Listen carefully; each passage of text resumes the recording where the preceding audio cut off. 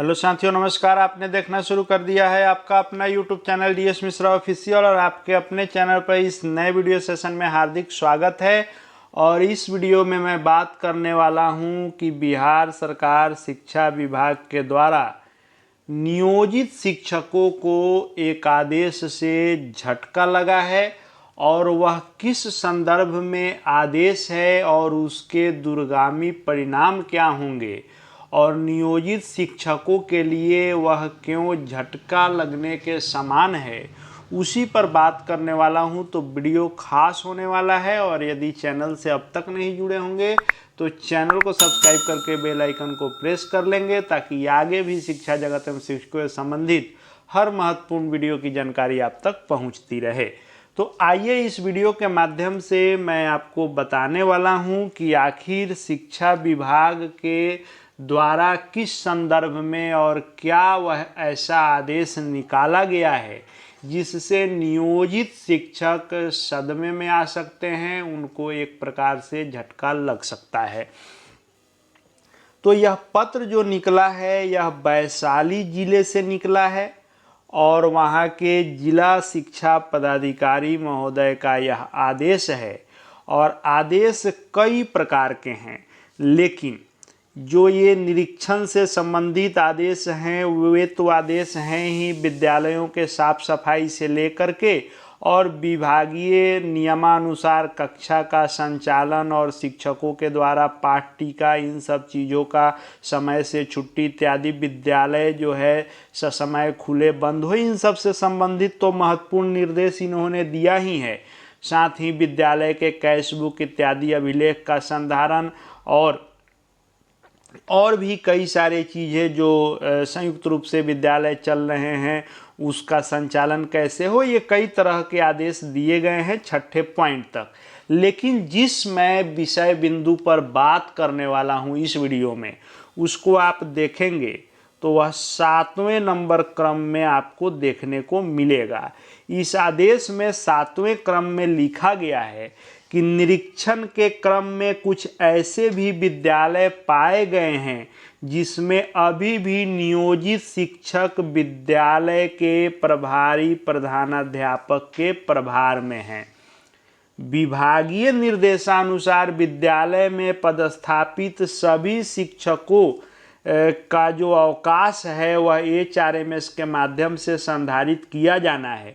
उक्त के आलोक में वैसे नियोजित शिक्षक जो वर्तमान में विद्यालय के प्रभार में हैं उनको निर्देश दिया जाता है कि 24 घंटे के अंदर नियमानुसार विद्यालय के नियमित शिक्षक और विशिष्ट शिक्षक या विशिष्ट शिक्षक प्रतिस्थापित नहीं रहने की स्थिति में विद्यालय अध्यापक को संपूर्ण प्रभार वित्तीय सहित देना सुनिश्चित करेंगे।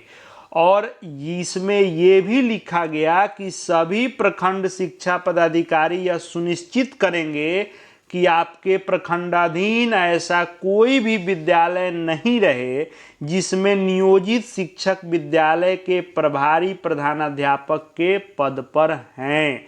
और इसका प्रतिवेदन जो है प्रखंड शिक्षा पदाधिकारी प्राथमिक विद्यालयों का और उच्च माध्यमिक विद्यालयों का जिला कार्यक्रम पदाधिकारी माध्यमिक शिक्षा को पदस्थापना विवरणी के साथ अविलंब प्रतिवेदन उपलब्ध कराने का निर्देश दिया गया है। यानी इस आदेश का यह मतलब है कि अब नियोजित शिक्षक कहीं भी प्रधानाध्यापक के प्रभार में नहीं रहेंगे। यानी अब प्रधानाध्यापक या प्रधान शिक्षक तो जो नए सिरे से बहाल हो ही रहे हैं, प्राथमिक के लिए फिलहाल 1 to 5 के लिए प्रधान शिक्षक, और जो नए 9 से 12 के विद्यालय हैं उनके लिए जो है हाई स्कूलों में प्रधानाध्यापक की बहाली हुई है।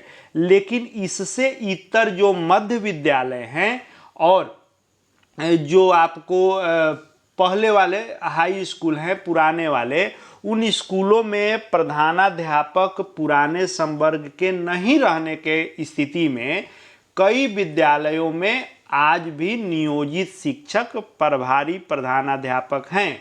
लेकिन इस निर्देश के बाद यह इससे तय होता है कि अब विभाग स्पष्ट कर रहा है कि नियोजित शिक्षक सीनियरिटी में नहीं रहेंगे।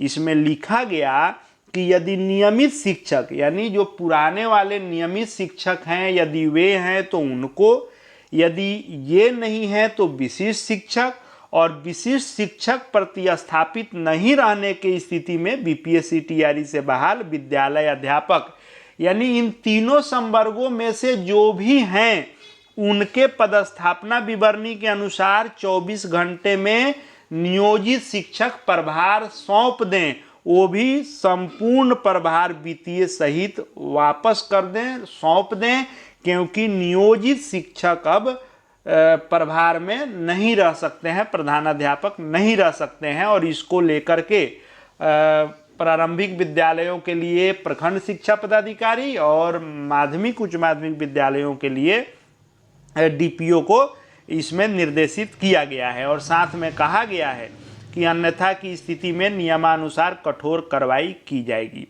यानी दो चीज़ें इसमें स्पष्ट है।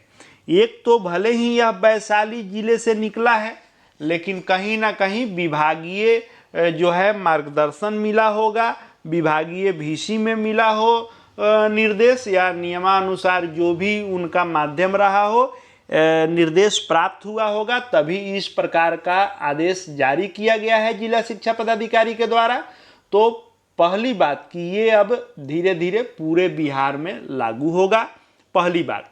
दूसरी बात कि ये तय हो गया कि इस पत्र के आधार पर, और भी कई सारे पत्र हैं और आपको देखने को भी मिल रहा है कि जो वरीयता है वह नियमित जो पुराने वाले हैं उनका तो कंफर्म था कि वे सबसे सीनियर होंगे, अगर फुल फ्लेजर हेडमास्टर हेड टीचर हैं तो उनके बाद।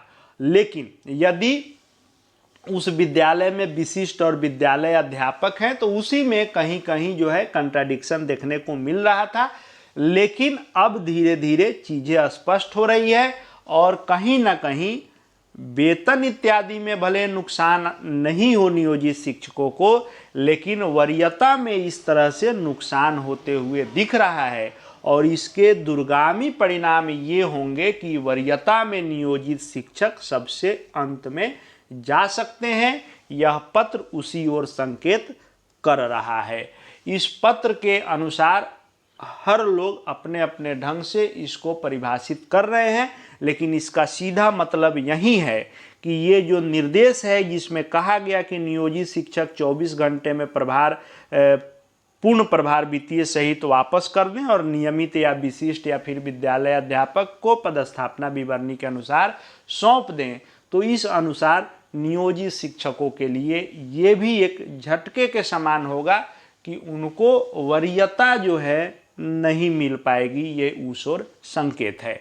आगे शिक्षा विभाग से संबंधित हर विभागीय महत्वपूर्ण अपडेट और महत्वपूर्ण जानकारी वाले वीडियो देखते जानते रहने के लिए चैनल से जुड़ जाएंगे। चैनल को सब्सक्राइब करके बेल आइकन को प्रेस कर लेंगे। साथ ही हमारे Telegram channel DS Mishra official से जुड़ सकते हैं, वहाँ भी विभागीय हर अपडेट आपको मिलते रहेंगे।